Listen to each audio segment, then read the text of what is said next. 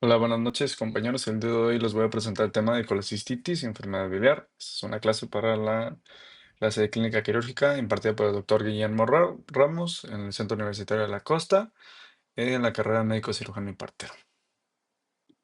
Y bueno, ¿qué temas vamos a abarcar el día de hoy? Bueno, vamos a abarcar lo que es una breve introducción al tema. Vamos a hablar un poquito sobre anatomía, fisiología. Vamos a hablar sobre la fisiopatología, el cuadro clínico como tal de la colecistitis, el diagnóstico, la clasificación y el diagnóstico diferencial, que también es algo súper importante, relevante en la clínica, sobre todo en el ambiente de urgencias y el tratamiento de la misma. Y pues bueno, ¿qué es la colecistitis? La colecistitis, como su nombre lo dice, es una inflamación de la vesícula biliar. Generalmente va a estar causada por un proceso obstructivo del conducto cístico. ¿A qué me refiero? Bueno, puede haber una acumulación bueno, va a provocar una acumulación de bilis y va a provocar lo que es una inflamación e incluso puede provocar infecciones que pueden ser potencialmente mortales. Esta es una de las principales causas de abdomen agudo y una de las principales causas por las cuales se tiene que intervenir quirúrgicamente. Esta va a ser una de las complicaciones más frecuentes de la litiasis biliar, que va a representar del 90 al 95% de los casos. Y esta va a requerir un diagnóstico y tratamiento oportuno para evitar justamente una gangrena, una perforación o sepsis. ¿Por qué? Porque pues obviamente puede comprometer la vida del paciente y puede incluso agravarnos la situación y por lo mismo es importante tratar de diagnosticarlo oportunamente. Y bueno, el tratamiento quirúrgico de elección va a ser la colecistectomía laparoscópica, que va a ser un tratamiento como ya les dije, de elección, porque pues obviamente nos va a dar ciertas ventajas, que en este caso va a ser menor dolor postoperatorio, una menor estancia hospitalaria y una recuperación más rápida, dada la técnica quirúrgica que se utiliza en estas intervenciones. Y bueno, ¿cuáles van a ser los tipos de colecistitis que existen? Van a ser tres. Tenemos una colecistitis aguda litiásica, que esta va a ser donde un cálculo va a obstruir el conducto cístico. Vamos a tener una aguda litiásica, que esta nos va a hacer, también nos va a estar asociada a lo que es una isquemia, pero en este caso no va a haber cálculos. Y justamente esta va a ser muy frecuente en pacientes críticos, sobre todo en unidades de cuidados intensivos. También tenemos la crónica, que esta justamente va a ser provocada por una inflamación repetida y también lo que nos va a llevar a una fibrosis y una pérdida funcional de la vesícula. ¿Por qué? Bueno, porque la fibrosis, como sabemos, pues nos va a provocar que el tejido como tal de la vesícula se vuelva más duro, más denso, entonces no nos va a provocar, o bueno, se puede llegar a provocar una estenosis del conducto biliar y por ende nos puede provocar una disfunción de la vesícula como tal, ¿no? Y como ya les dije, aquí tenemos una tablita y las características principales de cada una de estas, pues va a ser que en la colelitiasis van a ser cálculos sin la inflamación, en la colecistitis va a haber una inflamación activa más una infección en algunos casos, más o menos, y la colangitis va a ser una infección de vías biliares. Esto dependiendo del tipo de colecistitis presentada, ¿no? Dependiendo si hay piedras o si hay una colecistitis o si hay una colangitis, pues es infección de las vías biliares, como su nombre lo dice. Las colecistitis y la colelitiasis es una inflamación, la colecistitis es una inflamación como tal de la vesícula y la colelitiasis es una presencia de cálculos en la vesícula. Y bueno, para continuar con la presentación, vamos a hablar un poquito sobre la anatomía. Recordemos que la anatomía de la vesícula biliar va a ser que es un órgano hueco, piriforme, que tiene forma de pera y va a estar situada en la cara inferior del hígado, en el respectivo lóbulo derecho. Va a medir de 7 a 10 centímetros con una capacidad de 30 a 50 mililitros. Recordemos que la vesícula biliar como tal es un órgano de reserva. ¿A qué me refiero? Bueno, que este órgano, la función principal va a ser de almacenar la bilis, que es excretada por el hígado. ¿Y cuáles van a ser las partes? Como pueden observar, tenemos lo que es el cuerpo, el fondo y el cuello. Conjunto con esto vamos a tener las vías biliares. ¿Y cuáles van a ser las vías biliares? Bueno, van a empezar en el conducto cístico, que después va a llegar al conducto hepático común y luego al colédoco. El colédoco va a desembocar en la segunda porción del duodeno junto con el conducto pancreático y estos van a desembocar por la ampola de Vater, que a su vez va a estar controlada por el esfínter de Oddi, que esto es súper importante porque recordemos que hay ciertas intervenciones quirúrgicas en las que se debe de abordar por estas zonas. Entonces, por ende, es importante recordar la anatomía biliar como tal y de, obviamente, la anatomía hepática también. Y bueno, ¿cuál va a ser la irrigación y la inervación como tal de la vesícula biliar? Pues tenemos que, como su nombre lo dice, la arteria cística va a ser una rama de la arteria hepática derecha, la cual va a perfundir la vesícula biliar. En su caso, el drenaje venoso va a estar, bueno, lo va a proveer como tal la vena porta. La inervación, vamos a tener lo que es el plexo celíaco para lo que es el simpático. Para el parasimpático tenemos el nervio vago y del sensitivo tenemos el nervio frénico, que justamente va a ser responsable de que algunos pacientes en ciertas manifestaciones clínicas nos puedan llegar a presentar un dolor referido al hombro derecho. ¿A qué me refiero? Bueno, que estos pacientes pues tienen un cólico biliar o tienen justamente un lito que esté justamente obstruyendo el conducto biliar, pues nos pueden llegar a referir un dolor en el hombro derecho. Recordemos cómo transcurre el nervio frénico y por ende, pues la manifestación clínica como tal. Vamos a hablar un poquito del triángulo de Calot. Es bien importante porque es una de las referencias quirúrgicas más importantes que tenemos en la colecistectomía. Como tal, el triángulo de Calot va a estar conformado por tres límites, como cualquier triángulo, ¿no? ¿Y cuáles van a ser los límites? Bueno, va a ser el conducto hepático común, el conducto cístico y el borde inferior del hígado. Como pueden observar en la imagen, ahí se alcanza a ver perfectamente los límites del triángulo de Calot. Dentro del triángulo de Calot va a estar justamente la arteria cística, que es bueno, más bien es la arteria principal de la irrigación de la vesícula biliar y también va a haber unos ganglios linfáticos. Y como ya les dije, pues es una referencia súper importante en los procedimientos quirúrgicos de una colecistectomía y cualquier procedimiento biliar como tal. Y bueno, como ya les mencioné al principio de la presentación, ¿cuál va a ser la fisiología de la vesícula biliar? Recordemos que como tal, la vesícula es un órgano de almacenamiento. Entonces, al ser un órgano de almacenamiento, pues la función principal como tal va a ser de almacenar y concentrar la bilis hepática. Durante la digestión, lo que va a hacer la vesícula va a ser justamente liberar la colecistoquinina, que esto justamente va a provocar una contracción de la vesícula biliar, lo que va a provocar una relajación del esfínter de Oddi y nos va a llevar al paso de la bilis hacia el duodeno. Y como tal, recordemos que la bilis tiene una función emulsificante y también nos ayuda a absorber lo que son las vitaminas lipodependientes. Entonces, por eso es súper importante eh, la vesícula biliar como tal, para el correcto funcionamiento de la digestión del paciente. Y bueno, como tal, el mecanismo principal de la fisiopatología de la colecisitis va a ser un proceso obstructivo. Este proceso obstructivo nos va a llevar a una acumulación de la bilis en el conducto biliar. Esta acumulación nos va a llevar a un aumento de la presión intraluminar, lo que nos va a provocar una distensión vesicular. Y esta distensión nos provoca una disminución del flujo sanguíneo y nos puede llegar a provocar una isquemia de la pared de la vesícula.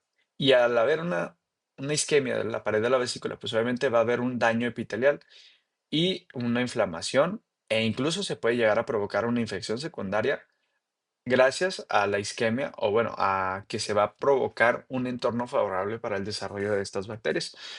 Normalmente el agente causal de estos casos va a ser un cálculo biliar o bueno, va a ser como tal, el agente etiológico principal para una colecistitis va a ser un lito, ¿no? Y en el caso de una colecistitis alitéasica, va a estar provocada justamente por una estasis e isquemia sin cálculos. Sobre todo en pacientes, recordemos, como les había mencionado al principio de la presentación, van a ser pacientes que se encuentran en estado crítico.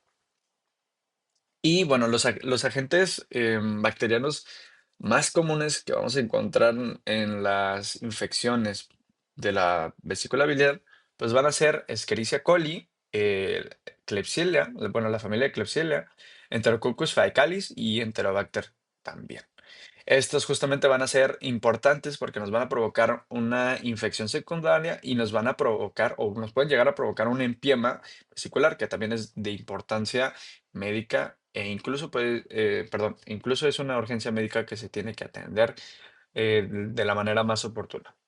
Y bueno, ¿cuál va a ser el cuadro clínico de estos pacientes? El cuadro clínico típico de una colecisitis va a combinar lo que es el dolor en hipocondrio derecho, fiebre y en Morphy positivo. Recordemos que el Morphy positivo es cuando se presiona la zona del lóbulo derecho inferior del hígado para tratar de presionar la vesícula biliar y provocar una reacción en el paciente. En caso de que sea positivo, pues obviamente el paciente no va a soportar esta presión y al momento en el que tú vas presionando poquito a poquito, pues el paciente ya no lo soporta, ¿no? También, para poder hacer el diagnóstico como tal, pues también obviamente necesitamos pues una interpretación de una ecografía o un ultrasonido. Estos justamente tenemos que buscar lo que es la inflamación de la pared como tal de la vesícula o un impacto provocado por un cálculo biliar. Y bueno, para el diagnóstico clínico, nosotros como médicos generales que vamos a buscar, pues como ya les mencioné, el dolor en el hipocondrio derecho y la fiebre, el signo de Morphy positivo y también náuseas y vómitos, que es de lo más común que suelen a presentar estos pacientes y por eso hay que estar bien atentos.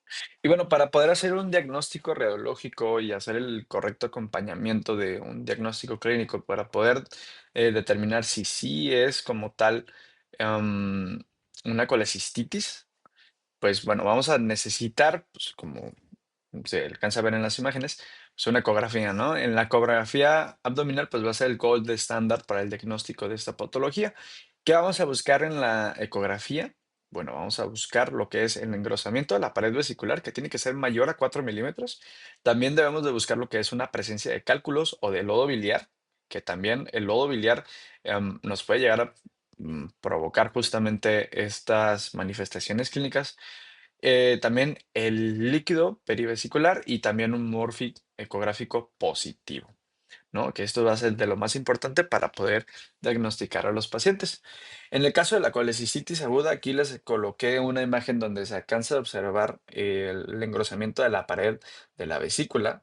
Si alcanzan a observar, se ven pues estos dos puntitos, ¿no? Como estas crucecitas que están aquí, ¿no? Ahí se alcanza a observar que se observa perfectamente que hay un engrosamiento de la pared como tal.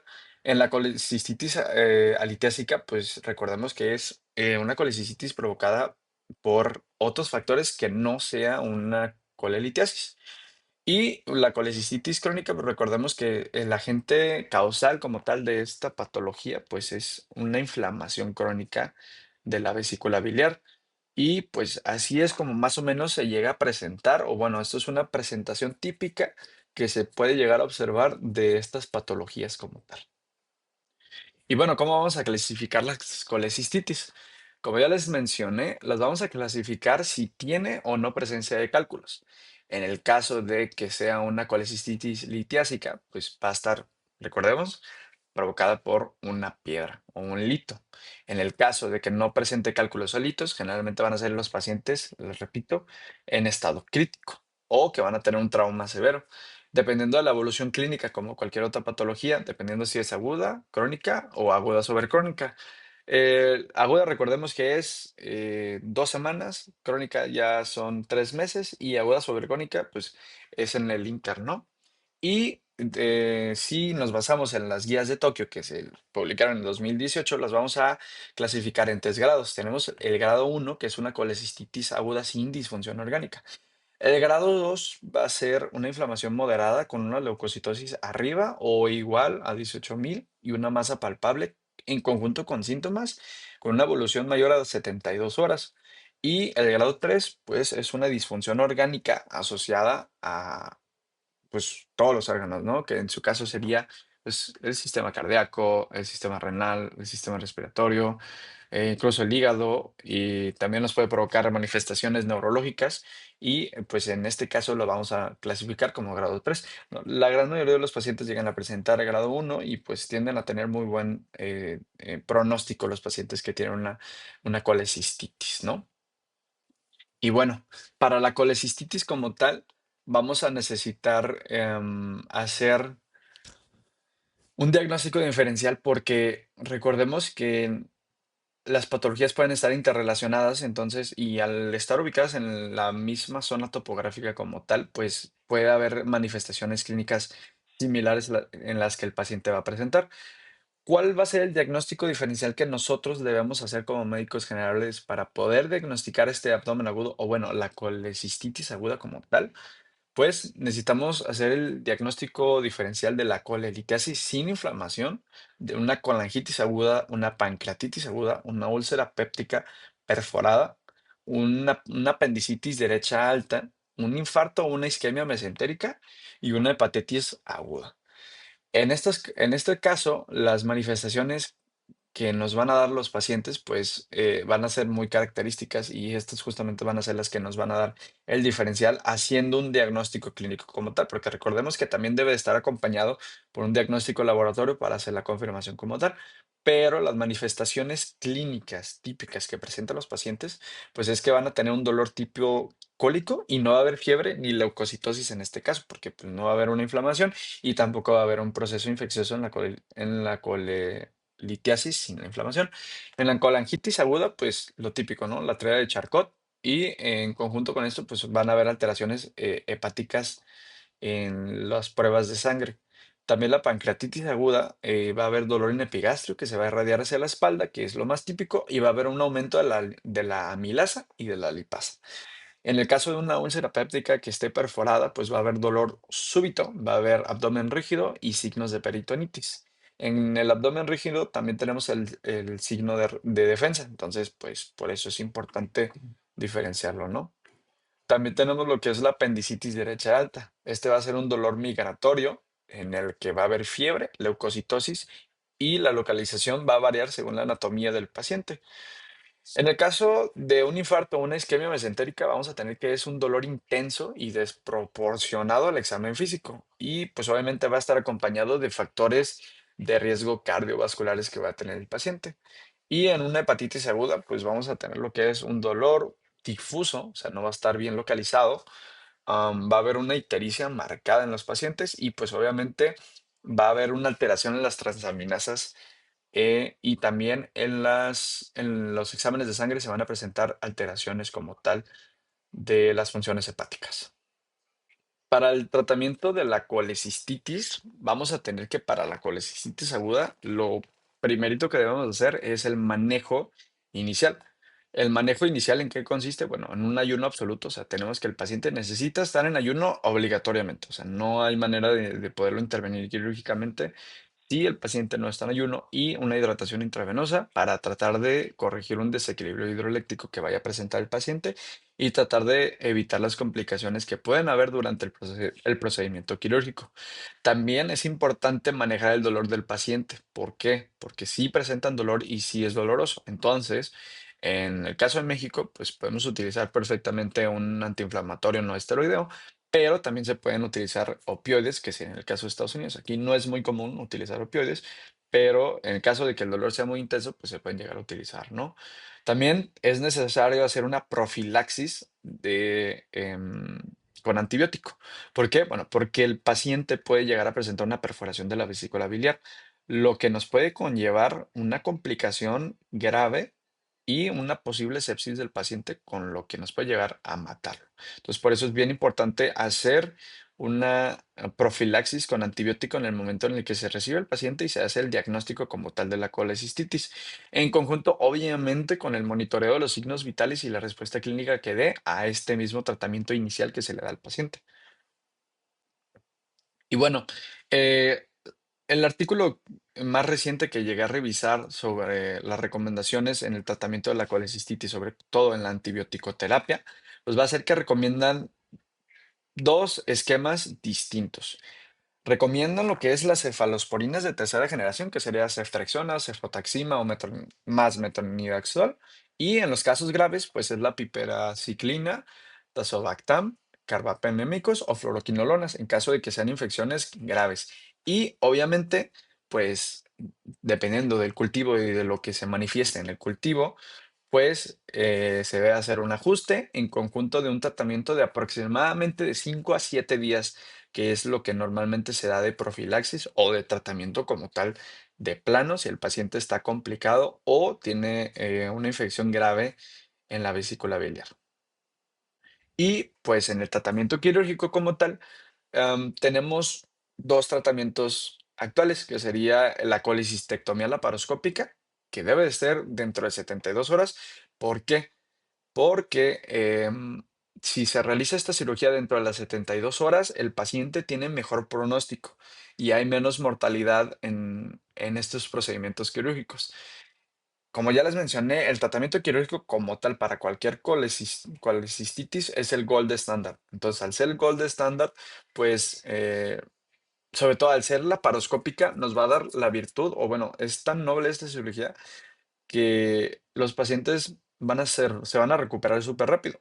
Y si el paciente no es candidato al procedimiento laparoscópico, se puede hacer una colecistectomía percutánea como medida temporal. También tenemos la colecistectomía abierta, que esta es un procedimiento un poco más invasivo, que sí es más peligroso y que toma más tiempo que los pacientes se recuperen. Actualmente se realizan por lo general cirugías de mínima invasión, que sería, como ya les dije, una colecistectomía laparoscópica, que es el gold estándar del tratamiento de esta patología.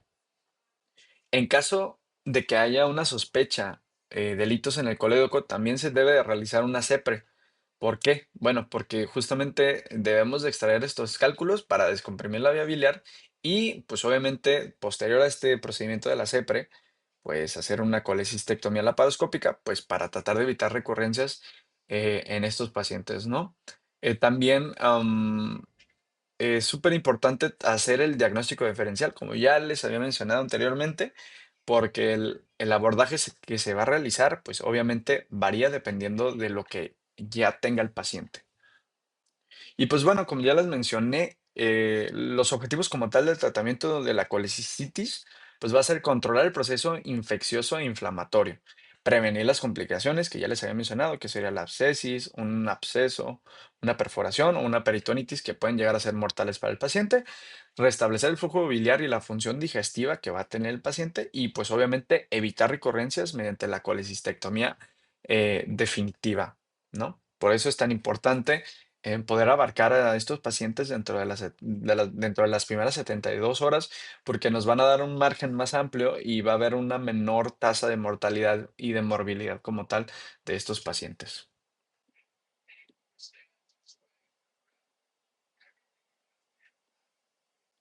Y pues bueno, eso sería todo de mi parte. Muchas gracias compañeros por su atención. Espero que haya sido de utilidad y que les haya servido para sus estudios. Muchas gracias.